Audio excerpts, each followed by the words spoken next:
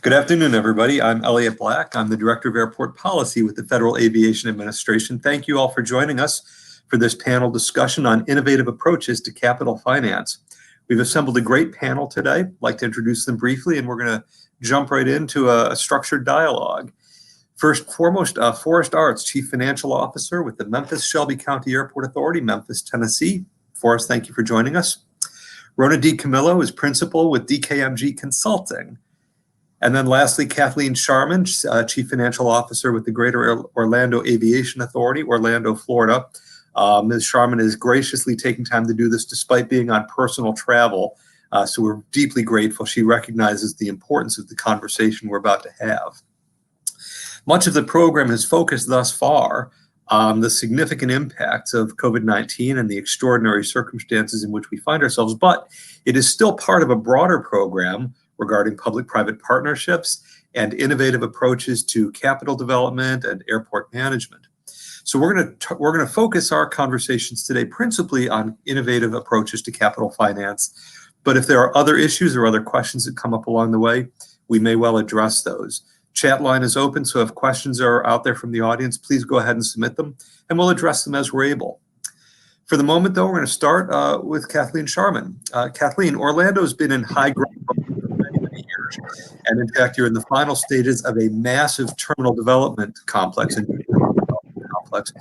just in time for an unprecedented drop in passenger demand and activity and corresponding revenues.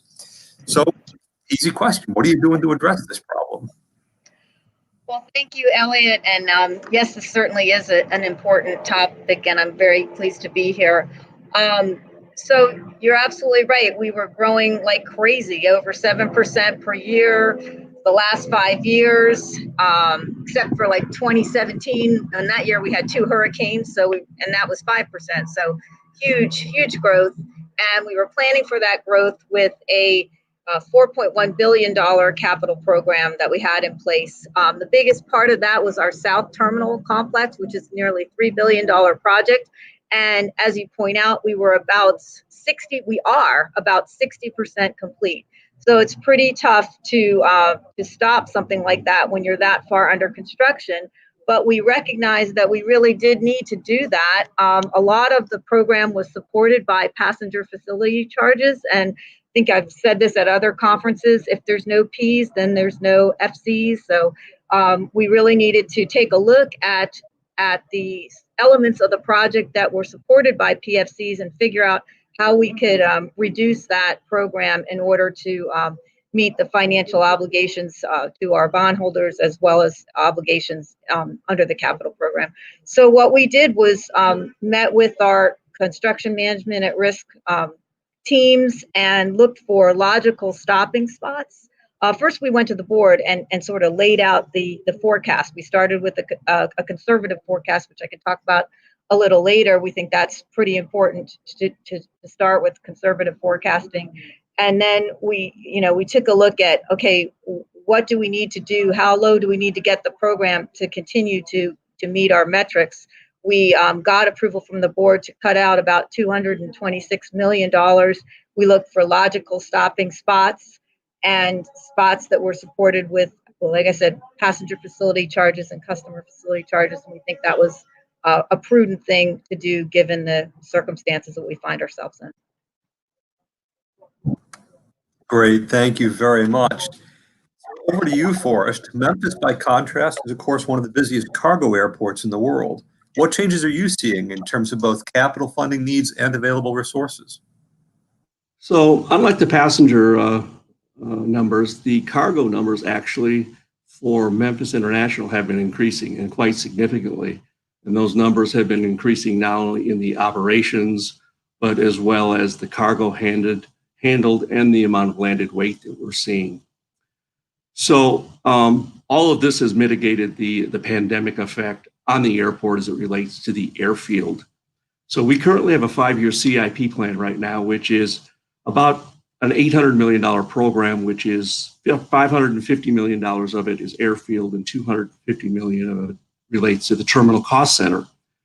And we already had all the funding in place with the exception of one bond funding that we'll be looking at here later this year or early next year.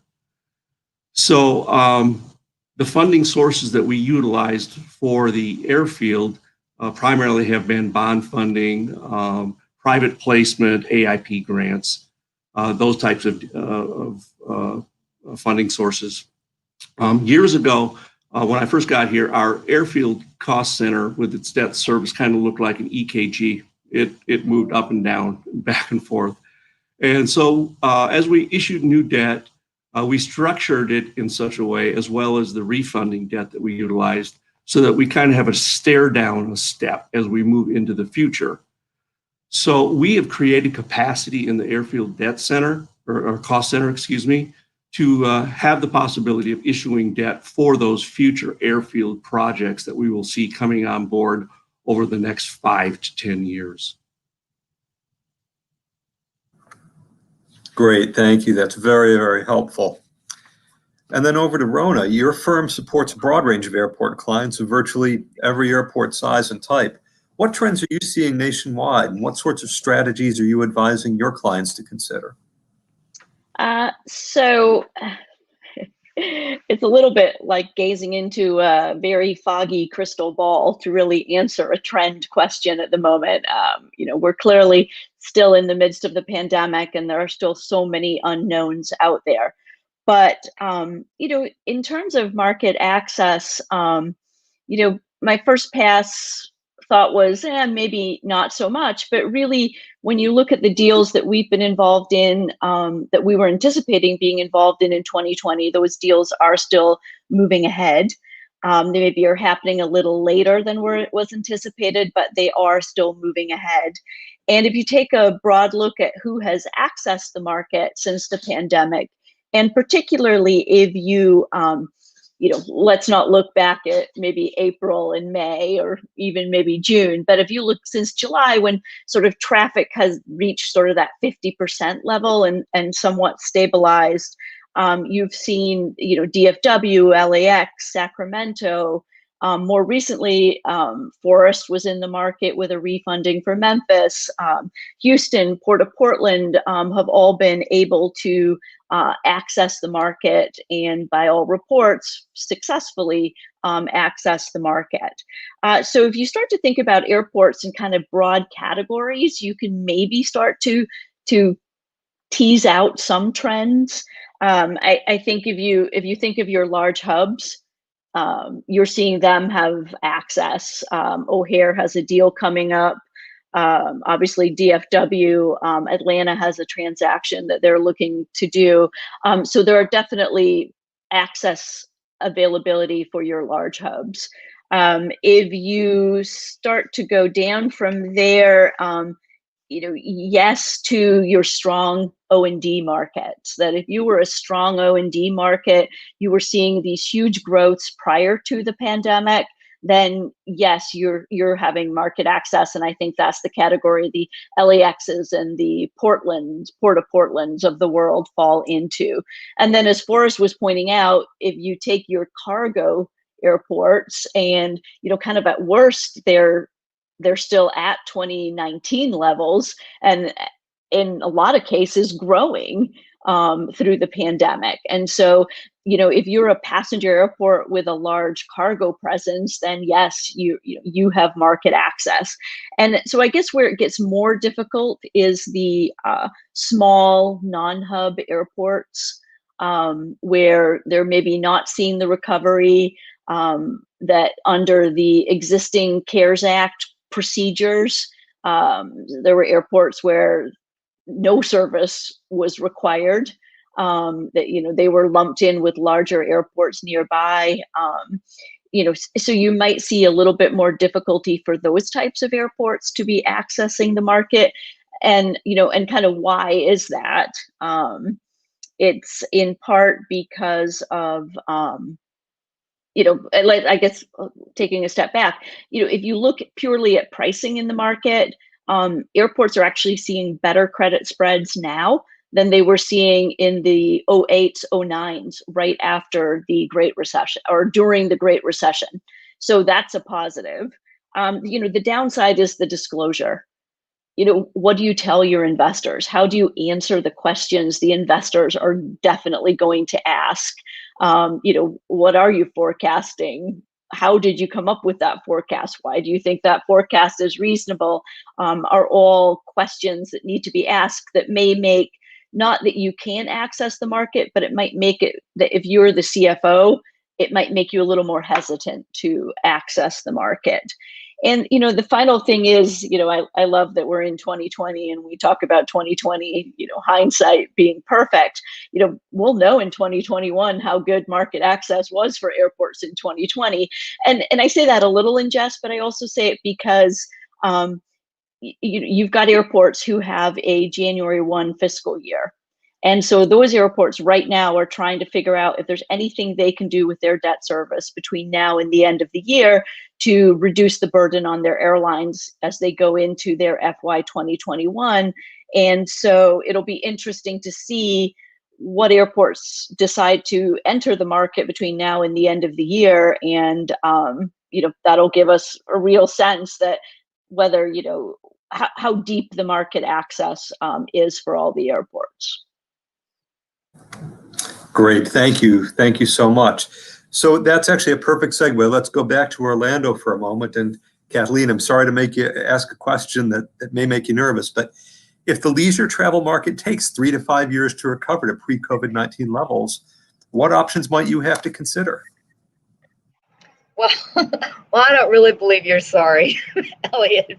But anyway, one of the things I guess I'd like to say at the outset with respect to forecasting or estimates is that we believe our estimates that we've based this decision that I just talked about earlier, cutting $360 million out of our capital program, we assume that traffic will not be back until 2025.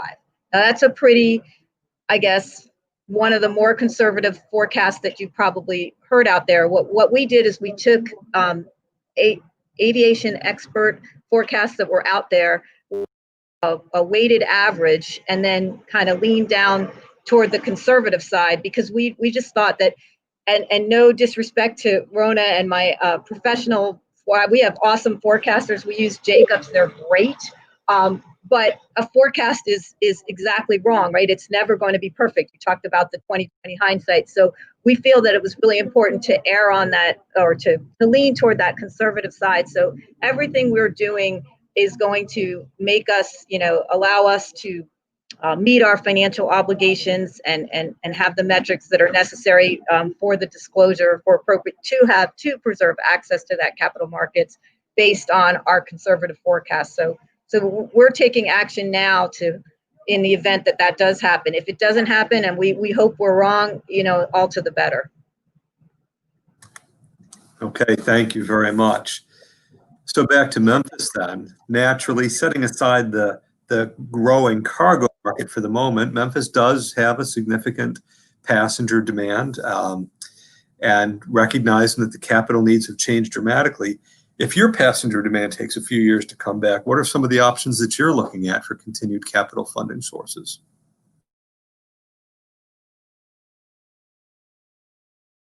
Recovery period as well. And so it's going to take some time in our view. As I mentioned earlier, our capital improvement program, our programs within our terminal cost center are about $250 million. And those projects will all be complete middle to late of next fiscal year, or I should say next calendar year, 21. And as a result, we have funding in place for all of those terminal projects that we have ongoing right now. As well, we're in the middle of a master plan, and the master plan obviously has been put on a temporary hold due to the forecasting challenges that would be associated with that. A little easier on the airfield side because we know a little bit more about where that's going and what's going on in the airfield. But in the terminal side and the passenger side, land side, we're having to kind of put that on hold. So again, like the airfield, we did a stair-step approach on our debt service profile so that we created capacity for future debt for things that the master plan will bring forth.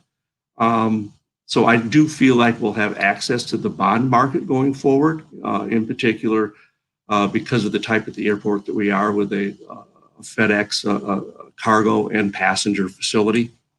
But looking at other alternative funding sources, we have utilized some private placement packages with some banks, and we've used those anywhere between $15 million all the way up to $100 million packages for private placement. So that has worked very, very well.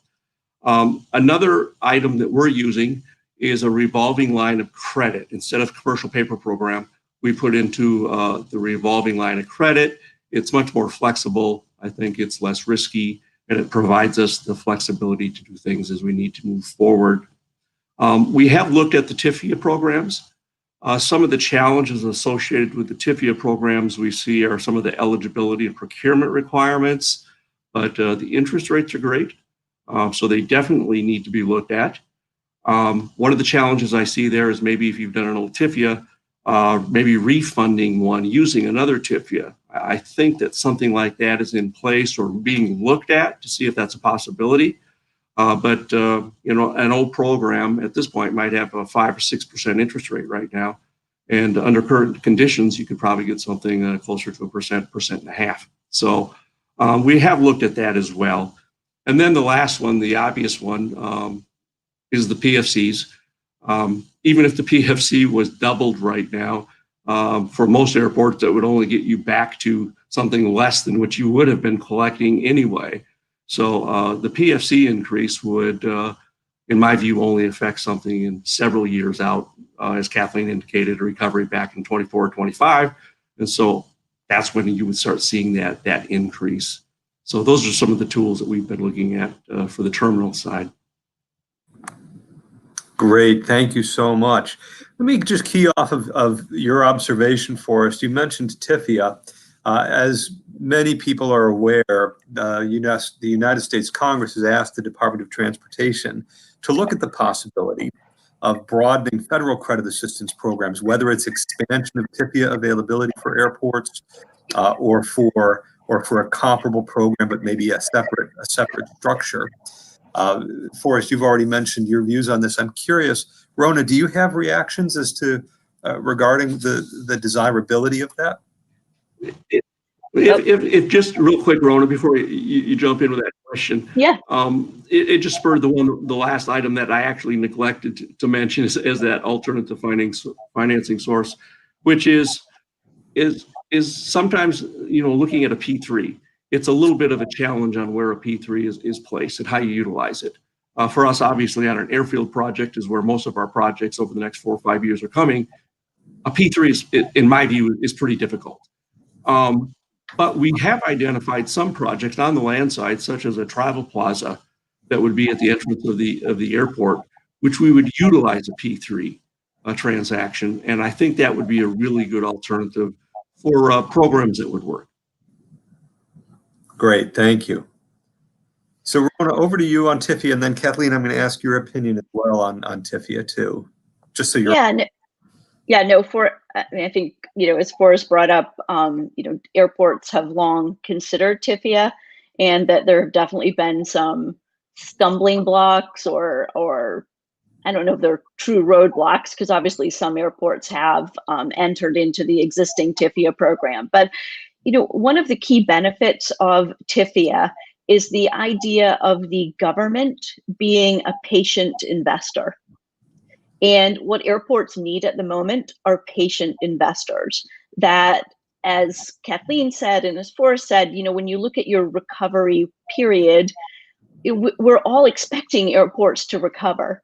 And so what we need for airports is relief during the next 2-3 years.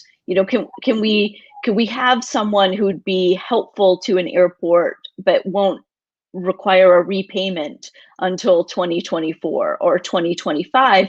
And I think that is something that the TIFIA program has historically offered and could absolutely be reworked at the moment to offer. The fact you wouldn't have to pay Cap-I or deferment of principal, anything you can do that an airport then doesn't have to pass along that debt service payment to their airlines at this time, I think would be a really useful tool to have in an airport CFO's tool belt. Great, thank you. So Kathleen, let me get your perspective on this. Recognizing what Rona said about the flexibility and the favorable rates that Forrest mentioned, but coming as it would with federal procurement rules and the associated requirements, how would you balance that out in terms of the desirability of a TIFIA-like program to support what you're grabbing? Well, I think Ron is exactly right. I think the answer is, as it is often in matters like this, it depends, right? It depends on the specific project. It depends on the level of, how hard would it be to follow some of those procurement rules? What does that have to do? How does that delay the schedule, or does it? And does that offset the amazing favorable interest rates and the the ability to possibly eliminate Cap I, which is really huge. The difficulty, there really is no right. I think it's more of a case by case basis. I think, though, what I will say to tag on to Rona is what can the federal government do to help us? Maybe it is TIFIA, maybe it's tweaking TIFIA, but maybe it's something else. Maybe it's some kind of credit assistance program with where you help provide bond insurance for some of those airports that may be having difficulty to access the capital market, or some kind of other short-term revolving loan facility. I think that's the key. I mean, we all agree that airports are an essential service and they are going to come back. It's just a matter of when. And so getting us through that crunch point, and could TIFIA be the solution? Maybe so. There are issues. There's a small group of us. Rona is a part of that here at ACI, and we're working through some of those things. We're going to try and work with the Bureau and yourself to see if there's anything we can do to help more airports take advantage of TIFIA. But in the meantime, there may be other things that can be done as well. Great, thank you. Rona, it looked like you had something to add. Oh, I was just going to say on the, specifically on the procurement methodologies under TIFIA, and it's the old, square peg in a round hole. The current problem is that the TIFIA imposes FHWA, so Federal Highway Procurement Rules, on an airport that's very used to Federal Aviation Administration procurement rules. And, despite the fact you're both under the Department of Transportation, those rules are different. And so I think that there have been historically airports that have chosen not to go the TIFIA route for the procurement issues, that it was just viewed as, why embark on a whole set of other rules if you had other ways of financing your project? That, yes, it was cheap debt, but it wasn't so cheap that you could overcome those procurement hurdles. If you had a project that the only way it could move forward was if you obtained a TIFIA loan, then you move forward with it. But if you had other alternatives that even, I think I looked, it was 1.43% for a TIFIA loan interest rate the other day. Even an interest rate that low isn't going to always overcome the procurement hurdles. And I could just, Elliot, if I could just add on that, besides the procurement, the springing lien is an issue, right? And that's an issue for our other bondholders. So we could probably have a whole session on this. But there are issues that we need to maybe it's more education or something like that, but try to figure out how we can get through to make sure that everybody who's investing in us is protected. Got it. Thank you. Forrest, I'm going to turn to you next, but this question is actually for all three members of the panel. We got a question from the audience. I'm going to broaden it. The question from the audience was, what type of projects are the best fit for private placement, and what did the investment structure look like? I'd like to broaden that. Talk a little bit about each of your perspectives, if you would, starting with Forrest, on what types of projects are best for private placement or private investment, or even P3s, versus where you might consider looking to the federal government as a source of financing. How would you go about making those kinds of distinctions? Let's start with you, Forrest. So I'll give some examples that we utilize some private placement here at Memphis International Airport. We needed to reconstruct an airfield maintenance facility. The facility that we had, our large cargo carrier decided that they would like to lease that. And so we needed to build a new airfield maintenance facility. So I looked at the private placement money for that, because as I indicated earlier, because of the stair step in our debt service profile, we were able to look at a $50 million private placement and amortize it over 15 years. And because it is a little shorter, but it fit within that debt profile that we had very, very nicely. Another program that we utilized, private placement, was the CONRAC facility. And it actually was backed by CFCs. So we placed that with another private placement. And again, it was a 15-year term, about a $20 million item. What I've been seeing in the market is the term doesn't appear to want to go longer than 15 years. And the dollar amounts actually have been raising from when I first started talking with private placement and banks. I actually had one private placement with a combination of a couple of different projects that amounted to a little over $100 million. And so the dollar amount is getting quite significant that the private placement banks are looking at. So because of the ease of the private placement, how quickly you can get into a deal and get it closed makes it very enticing.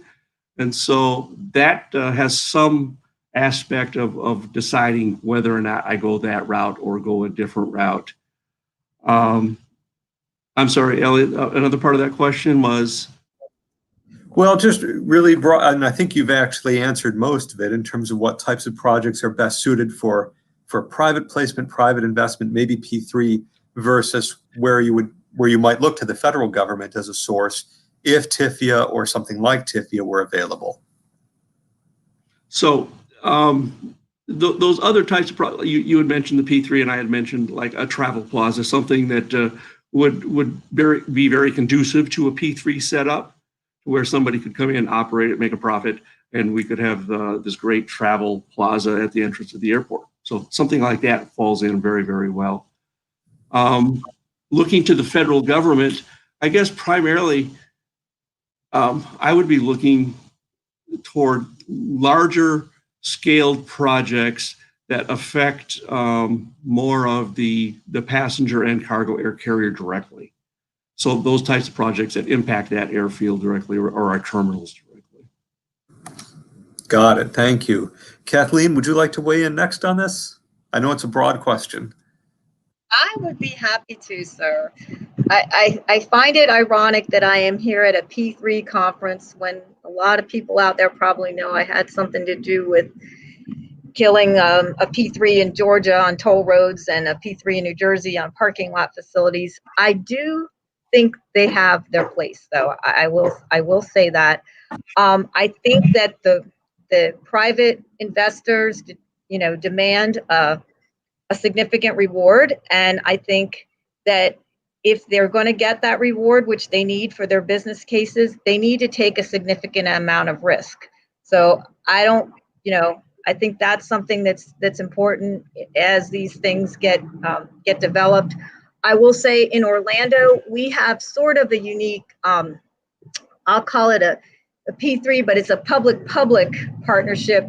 We have entered into an agreement with the Orlando Utilities Commission to offload our 12 kV emergency power distribution and our chilled water, as well as some solar. So we have transferred the risk of operations of those things that are very technical in nature, that the utility has the expertise in running and running efficiently and profitably, in exchange for some financing there. So there's a transaction where I think, and we got very favorable financing terms, very favorable subordination terms. So there was a transaction where that P3 type innovative financing made sense.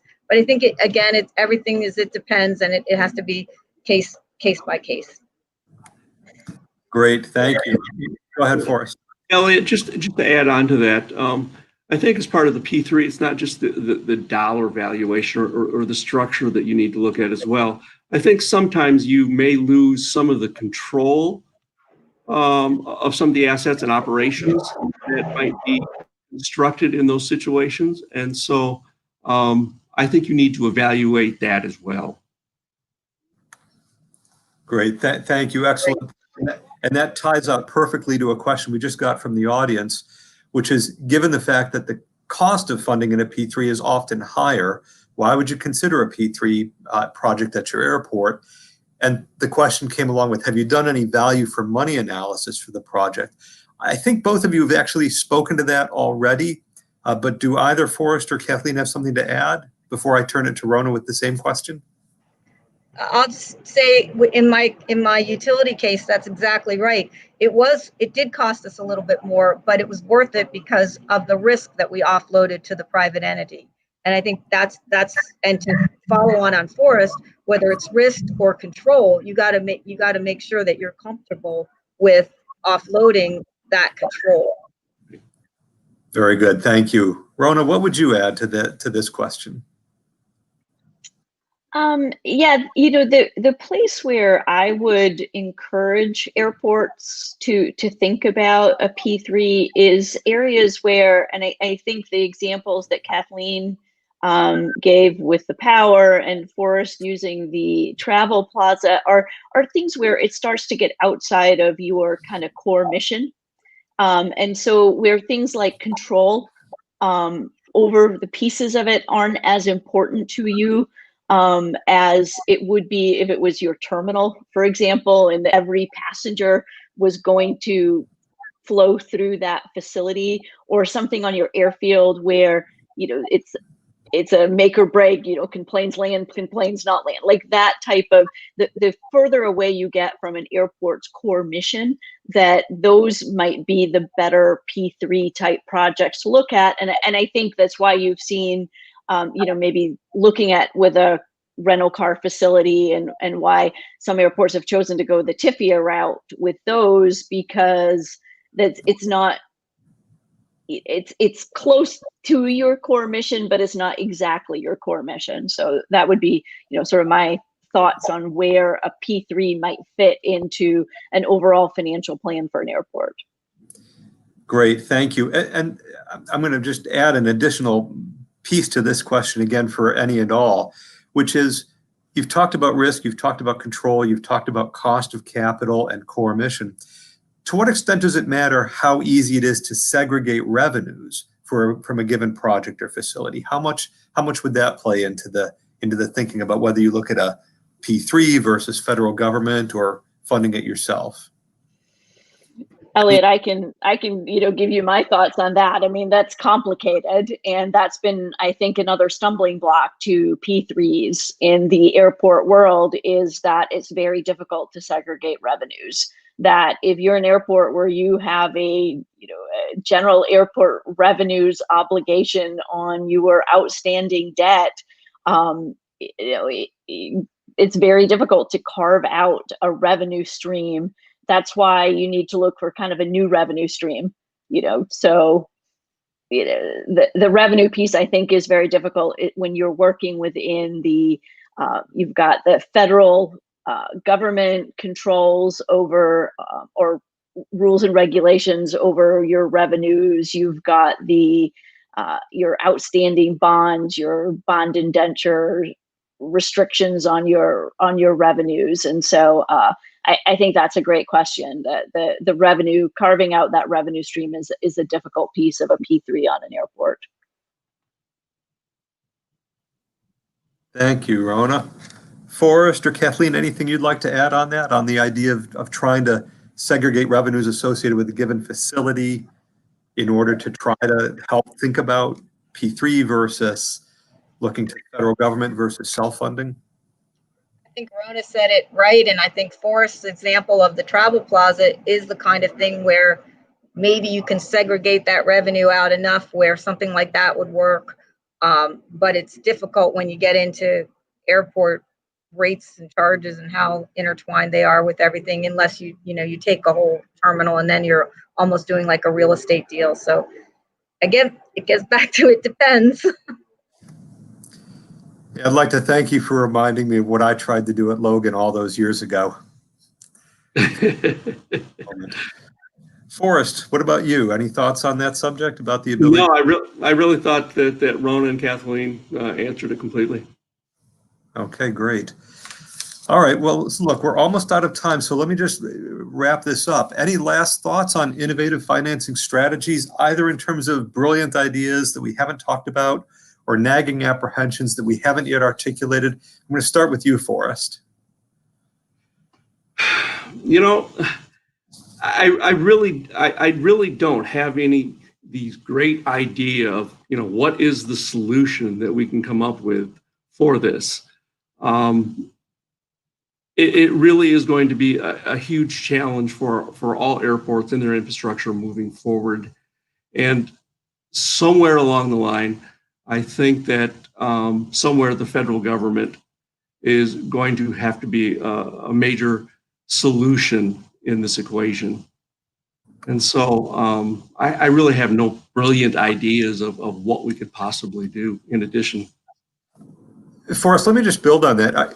Are you saying that based principally on this new uncertainty that we're now facing? Is that the principal driver that's eating us? Absolutely. Yes. Based on the new uncertainty where we're at and the unknown of where we're going in the next year, 2 years, 3 years, 4 years, I think during this period, the solution will be the federal government somehow, somewhere, somehow. Okay, that's very helpful. Rona, over to you next, Rona.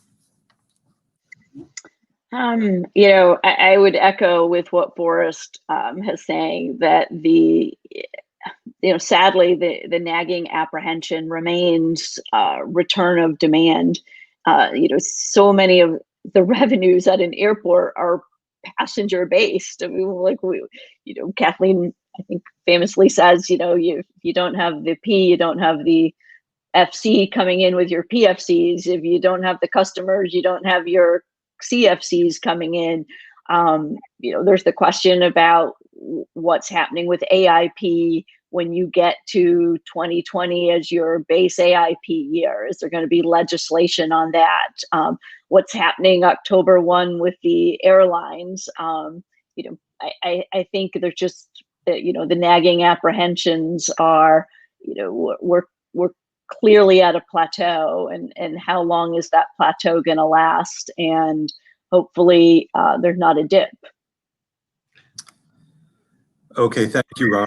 And just to clarify, when you talked about AIP, you're talking about the fact that fiscal year 22 entitlements would ordinarily be based on calendar 20 employment actuals? That's correct. Yeah, That's correct. Forrest, you wanted to add something there? Yeah, and I think there's an interesting dynamic within the whole discretionary market going on right now with the AIP funds. It seems to me that several airports have kind of pulled back on some of their CIP projects and may not be utilizing all of their funds in a timely manner. And so some of the discretionary monies that may be coming available in the future, if you have projects either underway or ready and able to go underway with some additional discretionary funds that may be available, I think it's something that people need to look at. I mean, to that point, Forrest, I think, taking a look at your short-term capital improvement program, your short-term CIP, and going back through the various funding sources, and and I think, Kathleen, you sort of touched upon this. That was one of the things you did with your terminal, that you looked specifically at the pieces that were going to be PFC funded to see if you could either pull back on those, or is there a different funding source you could slot in for that? And that may be where some of the innovative ideas might be able to come. Great, and that's a great segue back to Kathleen. You get the last word on this subject.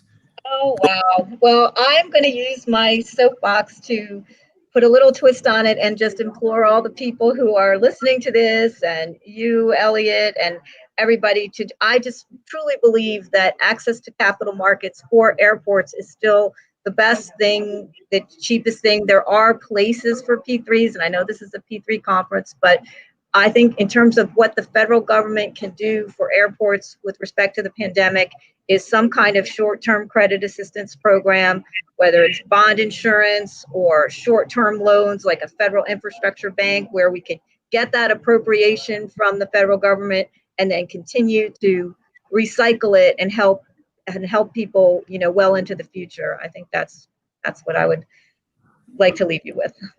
That's very helpful. And your point about a federal loan program being able to then recycle those funds as they get repaid is, you're not the first person to make that, but I deeply appreciate you highlighting that for my benefit and the benefit of my colleagues. So thank you very much. Yeah, and Elliot, just to add on to that, just real quick, is, something, if you don't want people in it for a long period of time, after so many years, you could start to increase the interest rate so that it wouldn't become, as attractive as presumably you would make it for the first couple of years. So it doesn't have to be something that the federal government is in for a long period of time. It's just that short term until recovery happens. Great, thank you. Excellent points all. So we're going to go ahead and wrap up, but thank you so much. Outstanding interaction among the panelists. We deeply appreciate the different perspectives. Two very different types of airports, very different markets, very different experiences and different strategies. And Rona, your nationwide perspective is invaluable as always. So thank you very much. With that, we'll turn it back so that folks can move on to other sessions. Thank you again for taking the time to join us today. Have a great day.